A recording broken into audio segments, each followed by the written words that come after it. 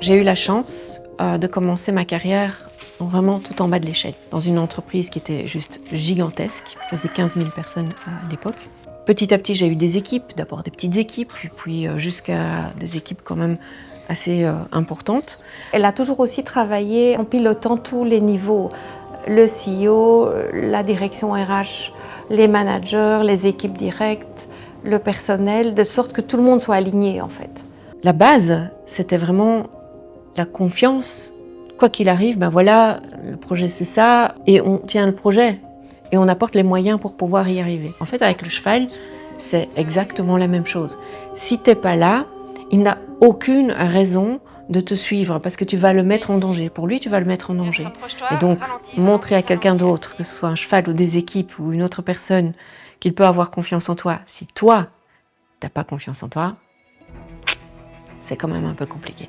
La relation avec le cheval est extrêmement riche, que ce soit au niveau personnel ou professionnel. Je pense qu'on a tous de grands enseignements à tirer de notre vie de cavalier. On en tire tous.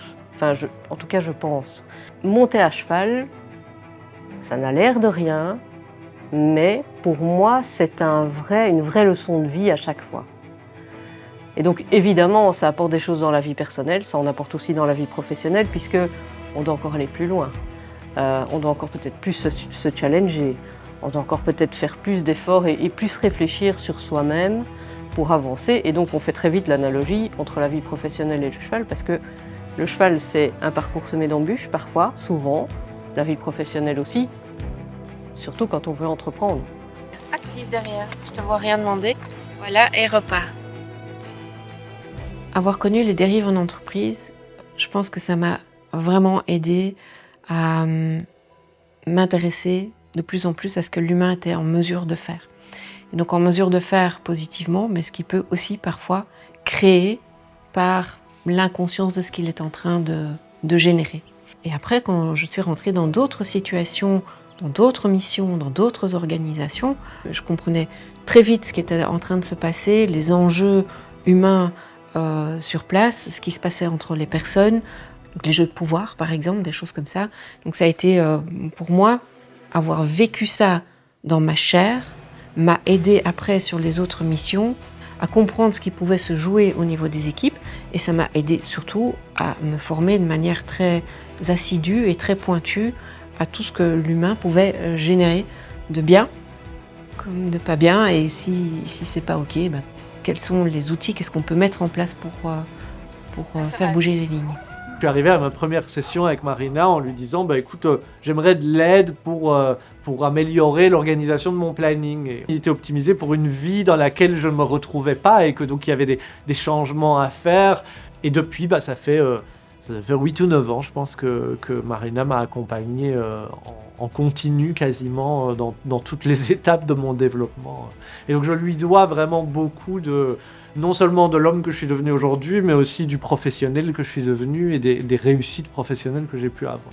Les personnes qui embarquent dans le programme Cavalier Confiant, ce sont des cavaliers qui, suite à un accident, ont pu perdre confiance, mais aussi suite à des événements de vie, en fait, tu vois, donc par exemple des burn-out ou des changements qui ont été peut-être trop brutaux à un certain moment.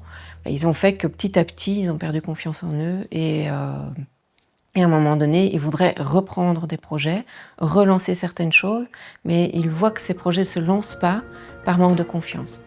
Et tu sais, quand la confiance est grignotée comme ça, au bout d'un moment, c'est l'estime de soi qui commence à être un petit peu tremblante. Et souvent à ce moment-là, alors ça devient quelque part insupportable pour eux de ne pas aboutir à ce qu'ils veulent, et alors ils prennent contact. Il y a une observation que j'ai faite, c'est que en fait, le cheval est souvent une bouée de secours pour pas mal de monde. Les cavaliers vont voir leur cheval, ça leur donne un petit peu d'oxygène par rapport à leur vie en général, et en même temps, leur situation problématique ne se résout pas tout à fait. Et le cheval, lui, à un moment donné, il va tout simplement pas aller au feu si la personne n'y va pas non plus. S'il y a déjà une perte de confiance dans d'autres domaines, eh bien, la perte de confiance va se mettre là aussi. La seule chose, c'est que le cheval gomme, si tu veux, toute une partie de problématiques que peut-être on réagirait plus vite si le cheval ne les gommait pas. J'ai remarqué qu'à chaque fois que j'arrive près de l'eau, sur le cross, j'ai comme un blocage. J'ai l'impression que mentalement ça va, j'ai pas peur, mais je sens que mon corps il veut pas. Toutes les personnes qui commencent un trajet avec nous vont passer un test neurocognitif. Et en fait, dans ce test neurocognitif, c'est, si tu veux, comme une anamnèse, comme une prise de sang, où on va voir la situation telle qu'elle est. Par rapport à ce qui sera observé dans ce test neurocognitif, c'est-à-dire les gains, les pertes d'énergie, le positionnement dans un groupe et le niveau d'adaptabilité, eh bien, je vais raccrocher tout ça à ce que j'aurais déjà entendu de la personne pour pouvoir donner un feedback circonstancié. Il y a des choses que tu voudrais développer toi encore par rapport à ce qu'on a déjà fait? Tu as pensé à des choses, donc tu as un peu de recul? Mais j'ai tendance à voir presque trop loin, quoi. Me dire, ok, presque à me faire un planning maintenant, jour par jour, heure par heure, pour dans 3 ans.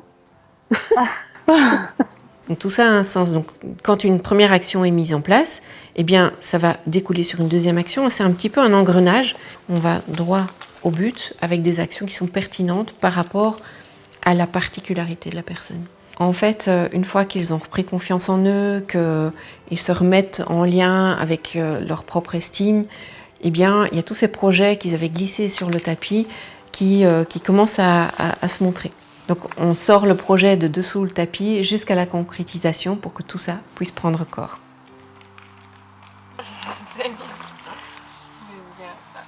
Dans notre projet global, on était un petit peu perdu dans la direction à prendre et aussi par rapport à la manière dont on gagnait notre vie, on n'était pas satisfait.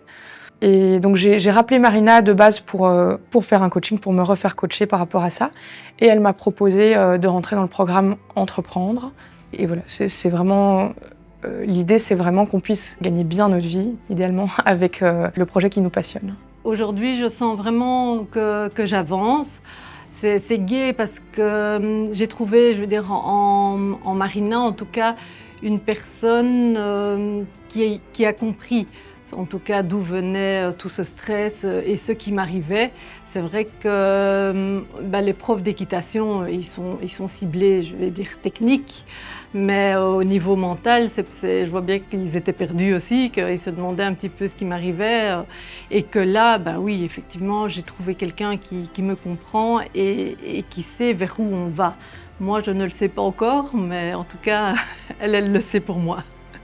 C'est quelqu'un tout d'abord qui est très polyvalent tout en étant spécialisé dans différentes matières en fait. Donc elle a cette capacité à rebondir d'un thème à l'autre, de combiner les activités et donc de délivrer un service à un client sans que le client se rende compte qu'au final elle déploie plusieurs compétences en fait. Et elle fait ça de façon très soft mais avec vraiment beaucoup de puissance en fait. Tu sais, adolescente, j'ai eu un accident. Les paris étaient que je n'allais pas passer la nuit. Quand tu vis ça, la douleur permanente aussi, du jour au lendemain, chaque seconde qui passe est tellement un cadeau que tu n'as pas le droit de laisser passer ta vie. On me dit souvent, qu'est-ce qui a été le plus grave, le plus dur, l'accident ou le burn-out? On me pose souvent cette question-là. Alors que l'accident avait causé de la douleur physique quand même très très importante, je savais qu'un jour j'allais plus avoir mal, plus comme au début. Là, je savais pas. Et donc le burn-out m'a permis de concrétiser très fort tout ça, en me disant ok, deviens ce professionnel que tu as envie de devenir, et la famille que tu as envie d'avoir, et cet environnement, la maison dans laquelle tu as envie d'être, et les amis que tu as envie d'avoir et ce temps que tu as envie de partager avec eux.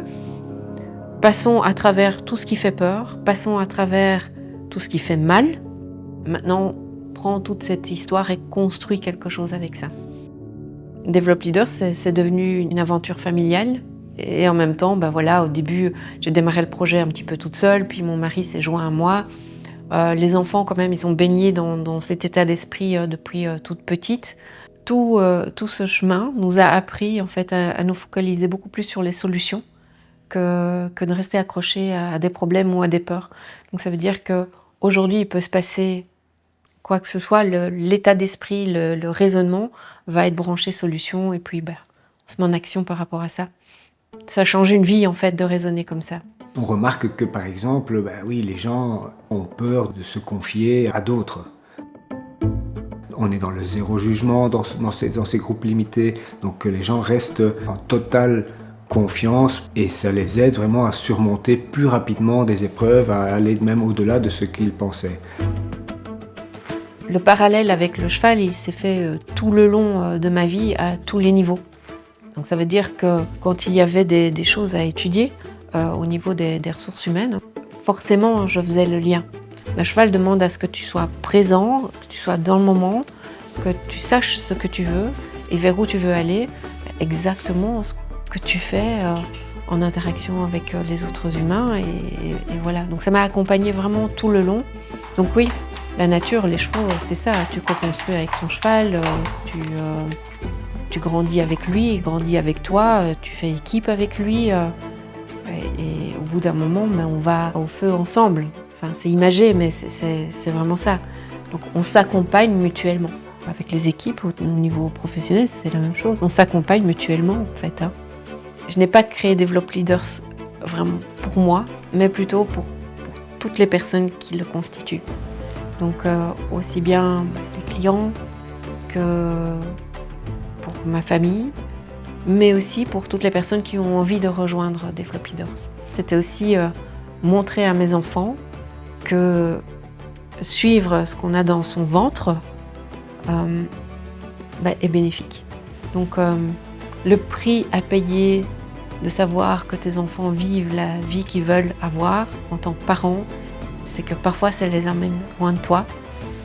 Mais en même temps, il vaut mieux avoir des enfants loin de toi et heureux que des enfants qui vivent une vie qu'ils ne veulent pas vivre.